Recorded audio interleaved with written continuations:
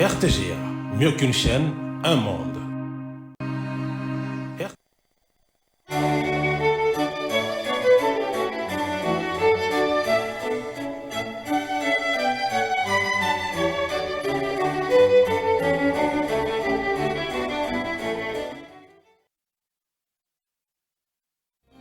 Ce journal vous est offert par Tango Protection. Illico Cash, ma banque mobile.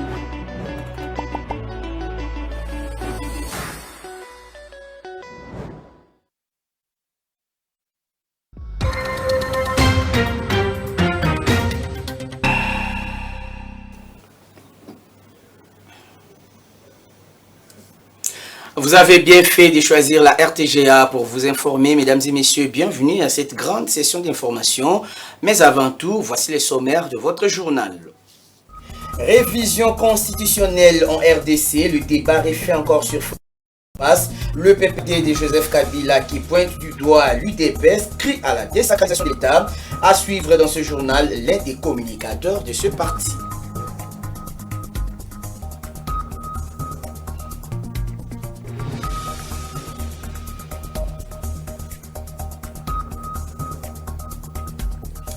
Et puis les conseillers communaux ne désarment pas jusqu'à obtenir gain de cause. Au Kasaï central, ces élus communaux étaient en sit-in devant l'Assemblée provinciale à Kananga. Ils réclament leurs émoluments et les frais de fonctionnement. À suivre dans ce journal.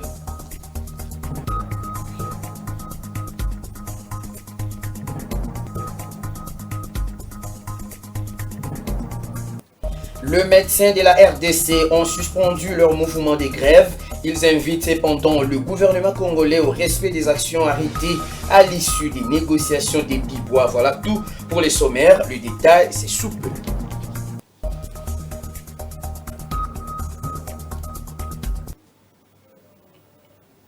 Merci de votre fidélité à la RTGA et bienvenue à cette session d'information. La position du président Félix Tshisekedi sur la révision ou le changement de la Constitution émue lors de son meeting à Kisangani mercredi est diversement commentée au sein de la classe politique congolaise. C'est le cas du Parti du Peuple pour la Reconstruction et la Démocratie, PPRD, qui crie à la désacralisation de l'État. Marcel Bombamba, l'un des communicateurs du parti cher à Joseph Kabila, demande à la population congolaise de faire échec à cette démarche qu'il qualifie d'incendiaire. Suivez Marcel Bombamba au micro d'André Ikoma. Non seulement nous, également la population congolaise dans l'ensemble venait de constater là de l'incompréhension autant que de l'ambivalence sortie de ces discours incendiaires parce que M. Félix Antoine Tshisekedi venait de rendre son pouvoir à la rue. Il venait là de quitter un régime constitutionnel tel qu'il est défini dans la Constitution, son article 64, en linéa 2, pour un régime extra-constitutionnel où lesquels des régimes nous qualifierons, permettez-moi, de la barbarie. Et ce qui est encore plus grave, le chef de l'État va choisir la ville meurtrie de Kisangani. Vous êtes sans ignorer que la province orientale se trouverait dans la partie est de la République. Laquelle des parties, nous qui sommes gardiens de cette République, nous continuons à plairer nos territoires, nos villages et pourquoi pas chefferies qui partent de nuit et jour. Alors, nous pensons que M. Tshisekedi venait là de lancer une déclaration de guerre parce que toucher à la Constitution et beaucoup plus pendant cet état de siège, non seulement c'est violer la Constitution, mais c'est désacraliser la loi de l'État.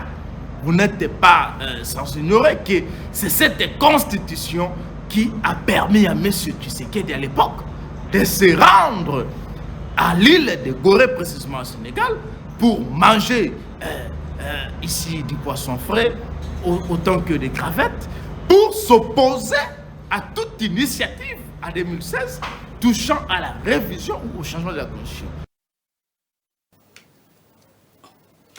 Et au Parlement congolais, les députés nationaux ont adopté et prorogé pour la 84e fois l'état des sièges au Nord Kivu et à l'Ituri. C'était au cours de la plénière du mercredi dernier. Les interventions des élus du peuple ont convergé vers la demande d'une évaluation approfondie de cette mesure avant la prochaine adoption. La plénière a par ailleurs sollicité que le gouvernement communique les mesures d'assouplissement telles que décidées par le Conseil des ministres afin d'y permettre de lever certaines équivoques. On va faire le point dans ce reportage.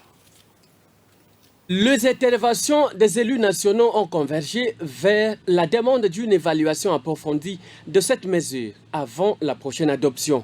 La plénière a par ailleurs sollicité que le gouvernement communique les mesures d'assouplissement telles que décidées par le Conseil des ministres afin de permettre de lever certaines équivoques. Fort de sa capacité à concilier le point de vue, le speaker de la Chambre basse du Parlement, Vital Kamerhe, a rappelé aux uns et aux autres la susceptibilité de la matière sous examen, tout en reconnaissant l'urgence d'une évaluation. Ici, à l'Assemblée nationale, effectivement, nous en avons marre d'aller de prorogation en prorogation. 84e prorogation. Pourquoi nous disons cela? Parce que vous-même au Conseil des ministres, il y a 10 jours ou 12 jours, vous avez dit que vous avez adopté des mesures d'assouplissement de l'état de siège.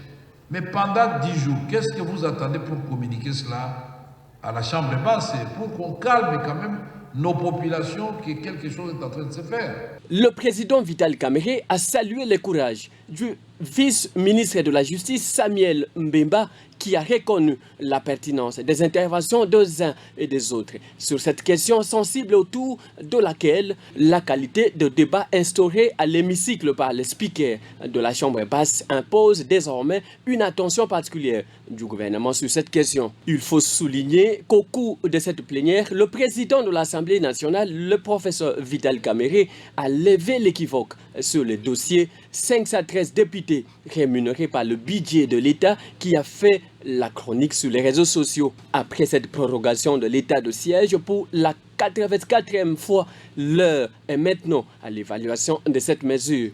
Une nouvelle voie sur laquelle la plénière a décidé de se lancer.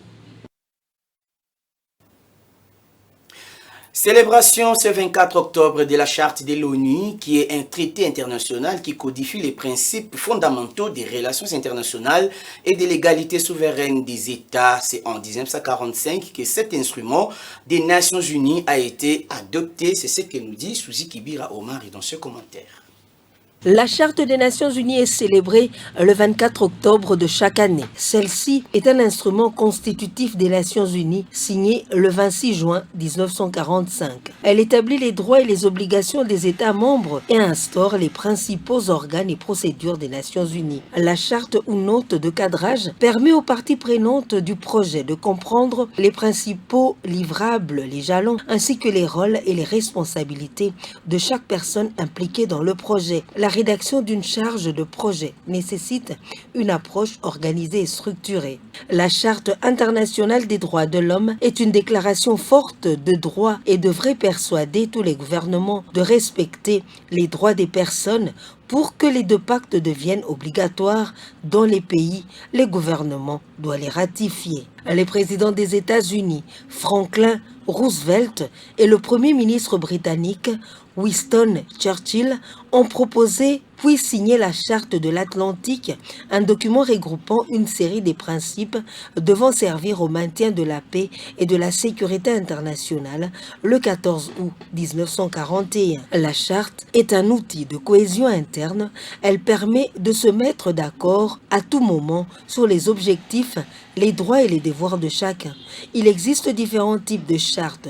Charte informatique, charte du vivre ensemble, charte du développement durable, charte de projet, pour ne citer que cela. Contrairement au règlement intérieur d'une entreprise, les chartes d'entreprise n'ont aucune valeur juridique.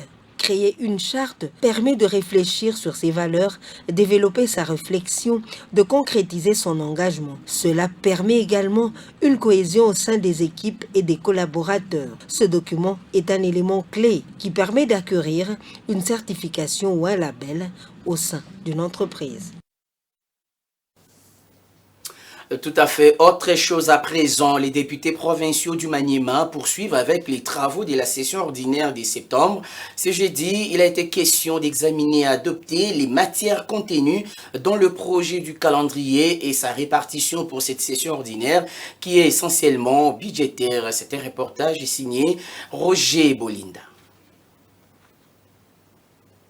Les élus du Maniema se sont retrouvés ce jeudi 24 octobre 2024 dans une plénière de la session du septembre convoquée par le speaker de l'Assemblée provinciale du Maniema, l'honorable Makonga Toboka Iki Claude Foreman. Après la présentation du projet du calendrier des travaux et répartition des matières contenues dans les rapports qui a été lu par les rapporteurs de l'organe délibérant Dr Omeonka Chopa Papi et aussi après certains amendements proposés par les deux députés, les rapports a été à l'unanimité adopté par les membres du CER. Les rapporteurs du bureau de l'organe délibérant revient ici avec l'économie de la plénière de ce jeudi. Il y a des matières qui sont des arriérés parlementaires, il y en a 4, et aussi il y a les nouvelles matières que nous avons intégrées.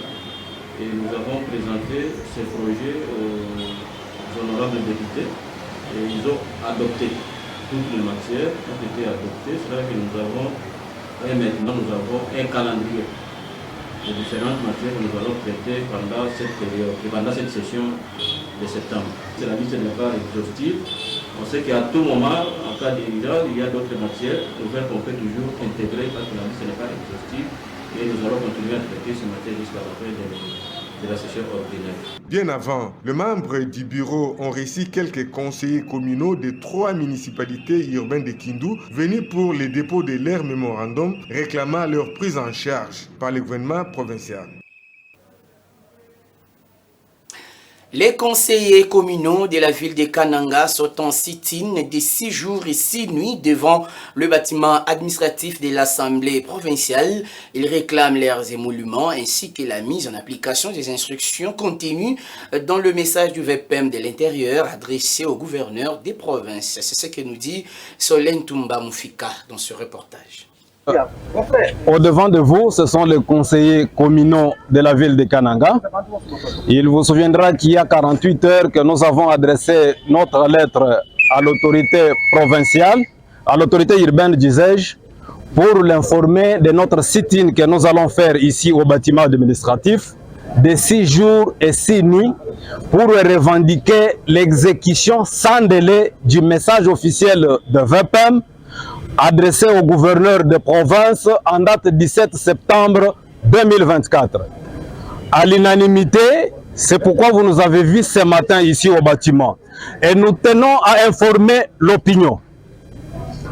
Les conseillers de la ville de Kananga ou de la province du Kasaï central n'ont pas donné mandat à quelqu'un pour venir récupérer notre action politique qui est officiellement connue, c'est un droit légitime. Nous mettons en garde toute personne qui s'hasarderait de n'importe quel regroupement politique, qui s'hasarderait de récupérer notre déclaration politique ou notre action de séjour pour faire sa santé politique. Il y a un audio qui circule dans les réseaux sociaux. Ensemble avec tous les collègues de tous les regroupements politiques qui sont en face de vous, nous disons non à cette déclaration. Nous ne connaissons pas ça. Derrière nous, il n'y a personne. C'est une revendication légale connue par les textes. Nous avons suivi la voie officielle pour informer les autorités de notre revendication. Et en même temps, nous tenons à informer. C'est une action qui est organisée sur toute l'étendue de la République démocratique du Congo. Présentement, même au niveau de Kisangani, là où le chef de l'État se trouve en ce moment, il y a les conseillers qui sont au bâtiment administratif pour revendiquer leurs droits. De retour à Kinshasa pour dire que le ministre de la Communication et des Médias, Patrick Mouyaya, a co-animé avec son collègue de la fonction et formation professionnelle, Marc Kila, un briefing presse mercredi 23 octobre afin de lancer officiellement la première édition de la foire de la formation professionnelle, une initiative qui vise à valoriser et professionnaliser les métiers afin de résoudre le problème de l'emploi en République démocratique du Congo. Plus de détails dans ce reportage.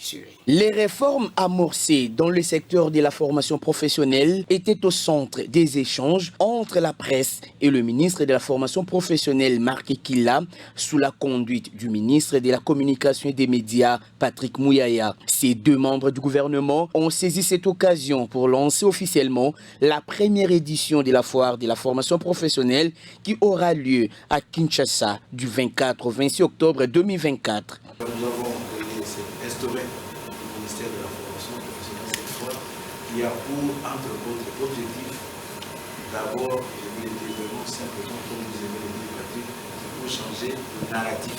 La formation professionnelle doit être présente dans tous les domaines de la vie nationale. Des panels seront organisés avec les acteurs clés du développement et des solutions innovantes pour faire de la formation professionnelle un véritable levier du développement du capital humain et de la croissance économique de la République démocratique du Congo. Pour le ministre Marc Kila, cette foire de la formation professionnelle vise à relever le défi d'employabilité et de qualification de la main-d'œuvre.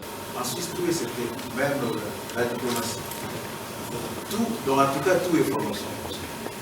Voilà pourquoi nous avons pensé qu'il fallait instaurer un cadre de communication, un cadre de contact qui est la foire de la formation professionnelle. Là-dedans, vous avez des formes des professionnels, les professionnels de la formation professionnelle, ils vont animer les panels, vous aurez les partenaires, les bienfaiteurs que nous avons à disposition, et aussi les consommateurs de la main-d'œuvre. Le gouvernement de la République reste mobilisé à valoriser les métiers par la formation professionnelle dans plusieurs secteurs de la vie nationale afin de donner des réponses appropriées aux problèmes de l'emploi en RDC. Après la pluie, c'est le beau temps, dit-on. Après leurs assemblées générales, les cadres et agents du secteur de la santé ont décidé, à dater de ce jeudi 24 octobre, de suspendre leur mouvement de grève.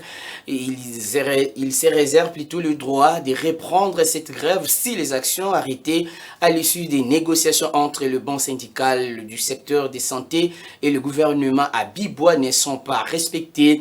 Ces syndicats exigent entre autres du gouvernement congolais d'examiner dans le meilleur délai les différents cahiers de charges actualisés des syndicats en vue des solutions idoines susceptibles de consolider la paix sociale dans les secteurs de la santé. Et dans le même cadre, les professionnels de santé plaident pour l'amélioration de leur rémunération dans le budget 2025. C'est dans ce cadre que le président de l'Assemblée nationale, Vital Kamerhe, avait accordé une audience à la délégation syndicale des médecins conduite par le docteur John Senga, secrétaire général du SINAMED, assisté des deux députés nationaux, notamment Etienne Longondo et Jean-Jacques Mbungani. Reportage.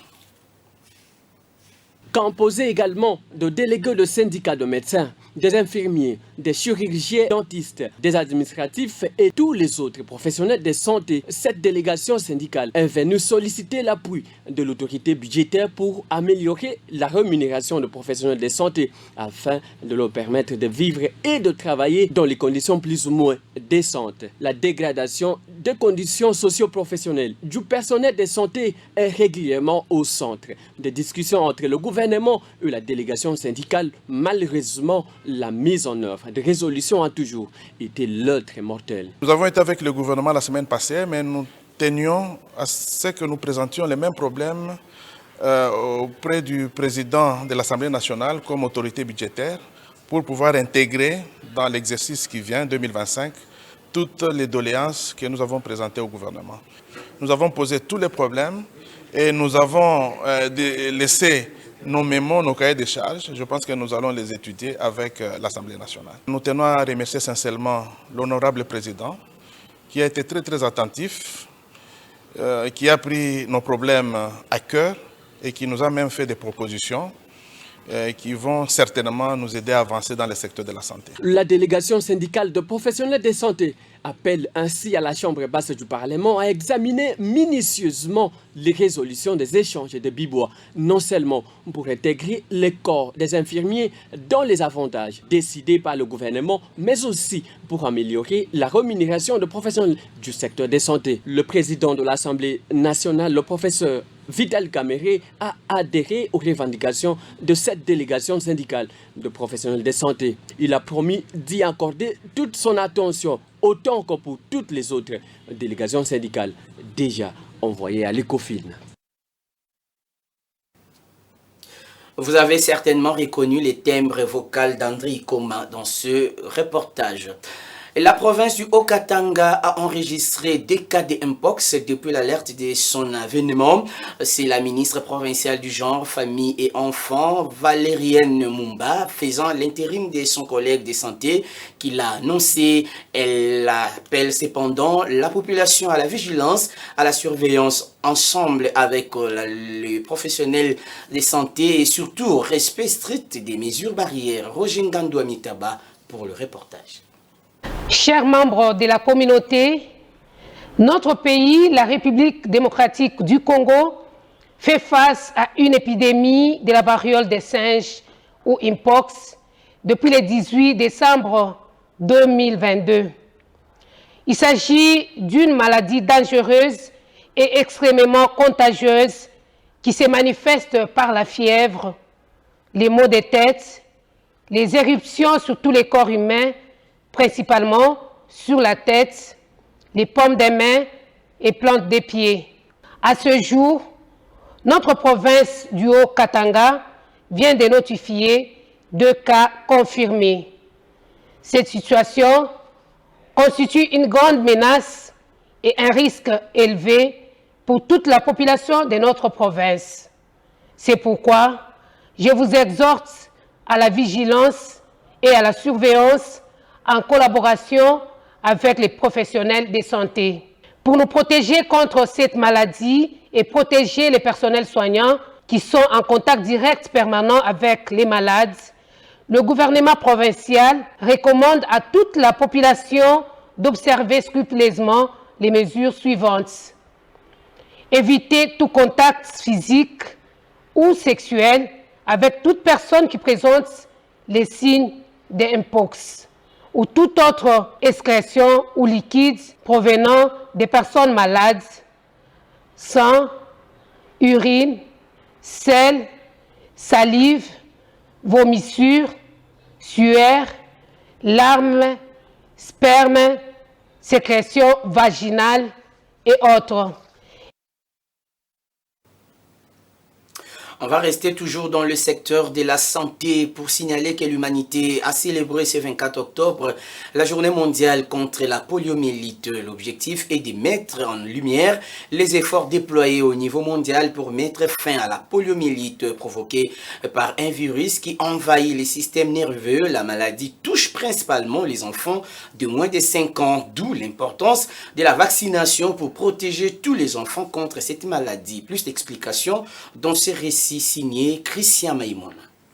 Comme chaque année, depuis près de 3 décennies, le monde célèbre ce jeudi 24 octobre la journée mondiale contre la poliomyélite. Cette maladie est provoquée par un virus qui envahit le système nerveux et peut, en quelques heures seulement, entraîner une paralysie irréversible. Touchant principalement les enfants de moins de 5 ans, la prévalence de la poliomyélite a largement diminué dans la plupart des pays grâce à une stratégie efficace de surveillance et de vaccination. La maladie se manifeste d'abord par des symptômes de type grippal, fièvre, fatigue, céphalée, pouvant s'accompagner des vomissements, raideur de la nuque et douleurs dans les membres. Une paralysie irréversible, le plus souvent des jambes, survient chez une personne infectée sur 200 environ. Sans mesure palliative, entre 5 et 10% des patients paralysés meurent par asphyxie du fait de la paralysie de muscles assurant la ventilation. Chez les patients qui survivent, on peut observer des des paralysies résiduelles occasionnant des handicaps avec des atteintes de degrés très variables. À l'heure du bilan, les experts de la santé sont plus que satisfaits par les progrès réalisés dans la lutte contre cette maladie endémique. Toutefois, demeurent encore quelques points noirs. Dans les débuts des années 1990, la poliomyélite touchait 350 000 personnes par an dans 125 pays. La maladie était alors comptée parmi les maladies les plus redoutées au monde. L'Organisation mondiale de la santé, aidée de ses nombreux partenaires, ont lancé une vaste campagne de vaccination qui a favorisé le déclin de la maladie. Aujourd'hui, de nombreuses zones de la planète ont été complètement immunisées puis débarrassées de la polio. Seuls 3 pays constituent encore des foyers résistance à la polio. Il s'agit du Pakistan, de l'Afghanistan et du Nigeria. Et puis on signale que le retour des fortes chaleurs pendant la saison sèche est à la base des fortes pluies à Kinshasa. Les spécialistes recommandent à la population de boire beaucoup d'eau et de s'habiller avec des vêtements qui n'étouffent pas. Pour les dermatologues, il faut également protéger la peau car il y a des maladies qui sont liées notamment au soleil. Suzy Kibira Omari pour plus de précisions.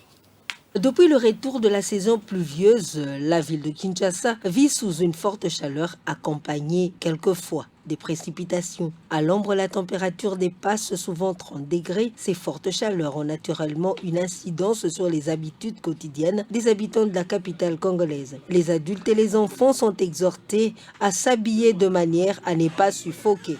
Bobo est convoyeur dans une compagnie de transport des bus qui relie Kinshasa à la province du Congo central à l'ouest du pays. Il a constaté qu'en cette période de forte chaleur, de nombreux passagers refusent de voyager la journée sous un soleil ardent. Au moment du soleil comme ça, c'est d'abord difficile pour trouver le client, vu qu'il fait tellement chaud. Et surtout, les clients refusent beaucoup de voyager la journée. Nanou Dipo est ménagère. Avec cette canicule, elle prend beaucoup d'eau. Elle veille à ce que ses enfants puissent également boire beaucoup d'eau. Trop.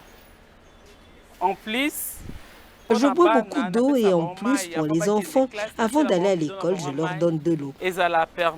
Selon les dermatologues, Julie Ngongo, la peau est la première zone de défense face à la chaleur. Il faut l'entretenir correctement. Selon cette dermatologue, il faut justement se protéger puisque les vagues de chaleur aggravées par le dérèglement climatique entraînent des maladies cardiovasculaires, des troubles respiratoires, des dysfonctionnements rénaux et des problèmes de santé mentale. Face à cette situation, la prévention est recommandée. Il y a des maladies qui sont liées au soleil.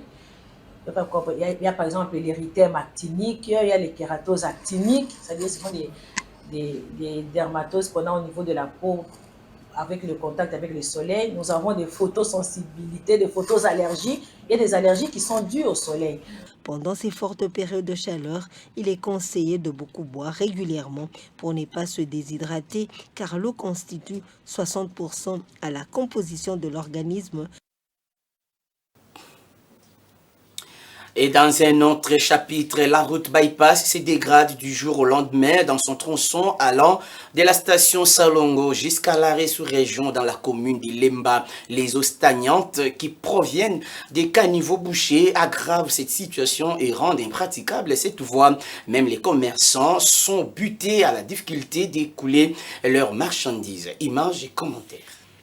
La dégradation des infrastructures routières est une préoccupation majeure pour la population quinoise. Au quartier Salongo par exemple, les caniveaux bouchés entraînent des accumulations d'eau sur la chaussée provoquant des déformations, des fissures et des nids de poules. Ces problèmes sont exacerbés par un entretien insuffisant, un drainage inadapté, rendant la situation encore plus préoccupante.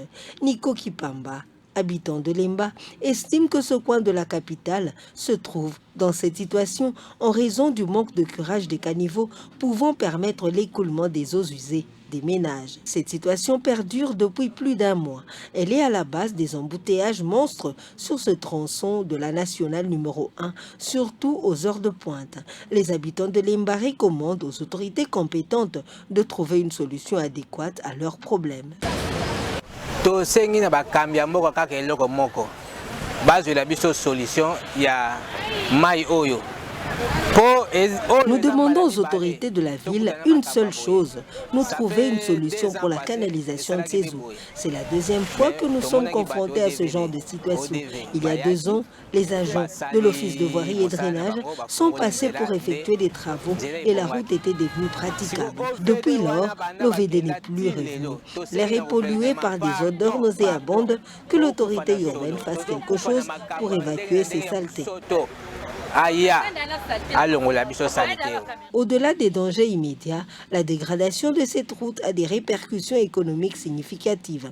Les commerçants qui exercent leurs activités le long de la route bypass n'arrivent plus à réaliser leur chiffre d'affaires, d'où l'appel à une solution durable pour prévenir ce phénomène. Le délabrement des routes causé par les eaux stagnantes est un enjeu majeur de sécurité publique et économique. L'exécution des travaux sera d'un grand soulagement pour les riverains ainsi que les usagers de cette route.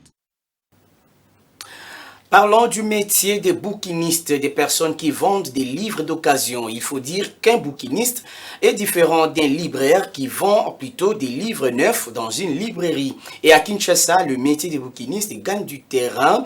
Dans plusieurs coins de la ville, on trouve des bouquinistes proposant la vente des livres à même le sol. Comment évolue ce métier? Élément des réponses dans ce reportage de Sephora Kapinga et Rodrigue Ekofo. Le bouquiniste, cette librairie à ciel ouvert, fait partie du paysage quinois. Dans les carrefours de la ville de Kinshasa et même les longs des grandes artères, on trouve des bouquinistes proposant la vente des livres de tout genre, manuels scolaires, revues et autres. Pour la plupart des secondes mains et surtout des anciennes éditions qu'on ne retrouve peut-être plus dans des librairies modernes. Grégoire et Grace Ndungi, bouquinistes installés au croisement des avenues Plateau et Colonel Ebea dans la commune de la Gombe, expliquent leur métier. C'est un travail que moi j'ai commencé à faire depuis 1990 que je suis ici. Normalement, les livres de seconde main sont des livres qu'on appelle communément Boakanzoto, seconde main. Bon, ces livres-là, on les pris. Nous vendons toujours au prix là, au rabais. Donc, on ne peut pas avoir le même prix que celui d'un livre neuf, par exemple. Nous faisons des recherches. Je peux aller chez quelqu'un qui me vend ses anciens livres, qui ne sont plus sur le marché. À ce moment-là, ces livres-là, bien que vous demandez ça, bon, mais il n'y en a pas sur le marché. Vous pouvez aller dans des librairies, vous n'allez pas en trouver. Vous pouvez aller dans n'importe quelle bibliothèque, vous n'allez pas en trouver. Livre était camarade chaque jour. Malgré tout, était camarade, il y a un fois que tu es belé, mais livre était camarade chaque jour. Donc on se retrouve à peu côté. Moussala Bisso, il y a un livre dont ils ont périodique.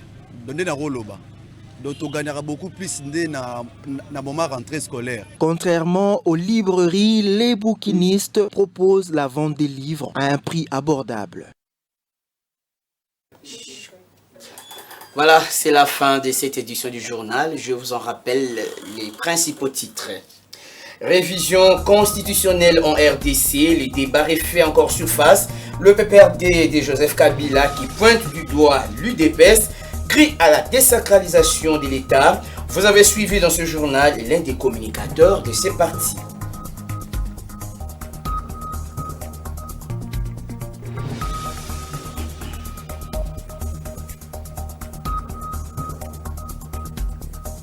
Et puis les conseillers communaux ne désarment pas jusqu'à obtenir gain de cause. Au Kasaï central, ces élus communaux étaient en sit-in devant l'Assemblée provinciale à Kananga. Ils réclament leurs émoluments et les frais de fonctionnement.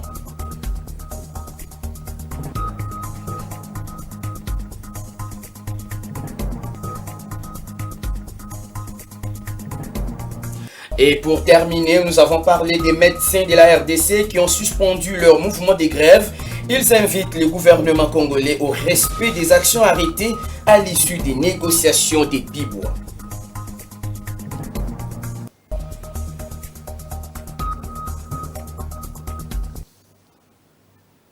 Fin complète de cette édition de nouvelles. Merci de l'avoir suivi et bonne suite des programmes sur les antennes de la RTGA. Au revoir.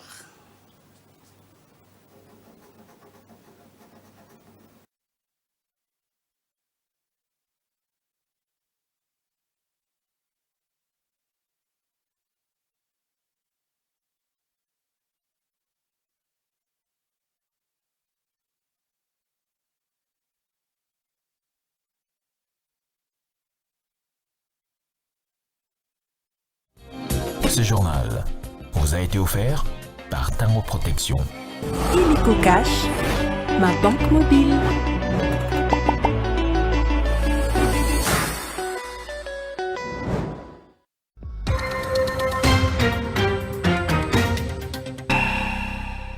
RTGA, mieux qu'une chaîne, un monde.